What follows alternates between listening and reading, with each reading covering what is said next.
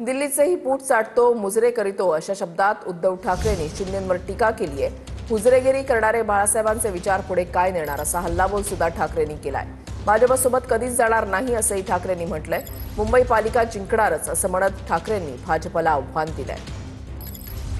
दिल्लीचेही तख्त राखितो, तो खरा आपला मराठी, तो खरा मराठा।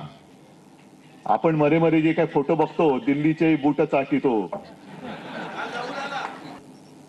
पण आत्ताचं जे चाललेलं आहे, दरवेळेला उठसूट मुजरे मारायला जातात। हे त्यांचे हुजरे हे काय शिवसेना प्रमुखांचे विचार पुढे नेणार? आम्ही ह्या भाजपासोबत कधी जाऊ शकत नाही, कदापि आम्ही नव्हतो। अशा भाजपासमोर सोबत आम्ही जाऊ शकत नाही, कदापि नव्हतो। मी कोणत्याही बोललो अशा भाजपासोबत। त्यावेळेचा भाजप हा वेगळा होता आणि आत्ताचा भाजप हा विचित्र झालेला आहे।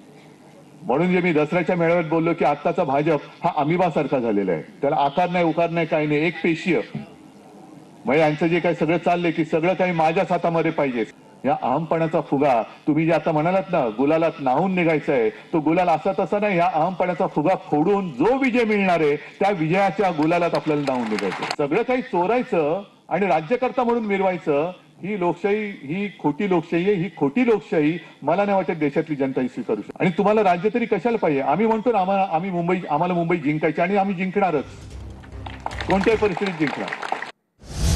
विधानसभेत महायुती जिंकली तशीच आगामी निवडणुकीमध्ये सुद्धा जिंकेल असं एकनाथ शिंदेंनी म्हटलंय। आता स्थानिक स्वराज्य संस्थांच्या निवडणुकीतही महायुतीच जिंकणार, उपमुख्यमंत्री एकनाथ शिंदेंकडून विश्वास व्यक्त करण्यात आलाय।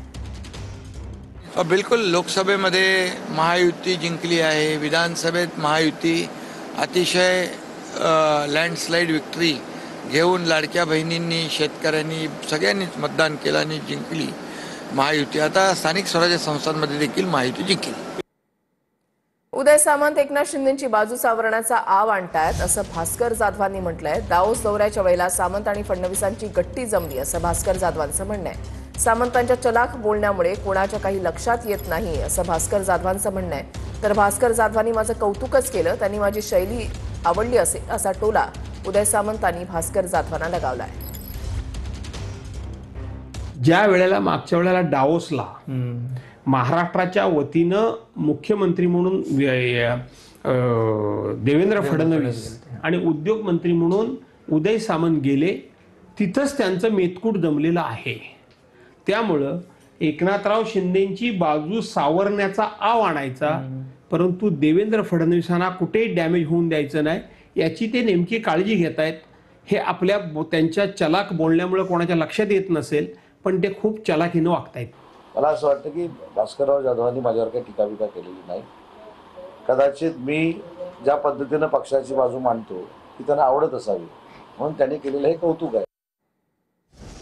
ठाकरेंची सेना मनसेला 70 जागा देण्याच्या तयारीत आहे अशी माहिती सूत्रांकडून मिळतेय। मुंबईतील 36 विधानसभा मतदारसंघातील प्रत्येकी 2 जागा मनसेला देण्याचा प्रस्ताव असल्याचं सूत्रांकडून समजतंय।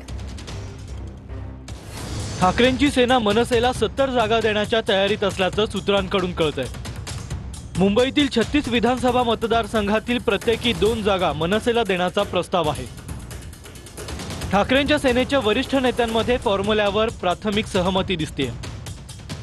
मनसेकडून महत्त्वाच्या मतदारसंघात किमान 3 जागांची मागणी करण्यात आली आहे। वरळी, शिवडी, दादर, माहीममध्ये मनसेकडून अधिक जागांची मागणी करण्यात आली आहे। मुळात अजून शिवसेना आणि मनसे या युतीची ज्या दिवशी सन्माननीय राजसाहेब घोषणा करतील त्या दिवशी मला असं वाटतं आपल्या सगळ्या प्रश्नांना उत्तर देता येईल। अजून अशा प्रकारची कुठलीही घोषणा किंवा निर्णय हा सन्माननीय राजसाहेबांनी जाहीर केला नाहीये, त्यामुळे या गोष्टीमध्ये बोलण्यास मी असमर्थ आहे। ज्या दिवशी जाहीर करतील त्या दिवशी आपल्या सगळ्या प्रश्नांचे सविस्तर उत्तर देईल। कल्याणमधल्या मनसेच्या माजी नगरसेवकांनी राज ठाकरेंची भेट घेतली आहे। मनसेचे काही माजी नगरसेवक भाजपमध्ये प्रवेश करणार असल्याची चर्चा आहे।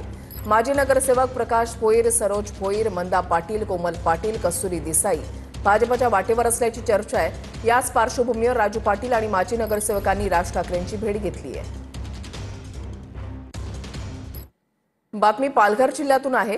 शिक्षकाच्या मारहाणीला घाबरून विद्यार्थी जंगलामध्ये लपल्याची घटना घडली आहे। पालघरच्या जव्हारमधील ही धक्कादायक घटना आहे। शिक्षक लोकनाथ जाधवांनी काही दिवसांपूर्वी शिक्षा म्हणून विद्यार्थ्यांना मारहाण केल्याचा आरोप होतोय। याच मारहाणीला घाबरून विद्यार्थी शाळेमध्ये न जाता जंगलामध्ये लपले. संबंधित प्रकरणातील अहवाल तत्काळ सादर करण्याचे जिल्हा शिक्षण विभागाचे आदेश आहेत आणि संबंधित शिक्षकावर कारवाई करणार असल्याचंही शिक्षण विभागानं म्हटलेलं आहे.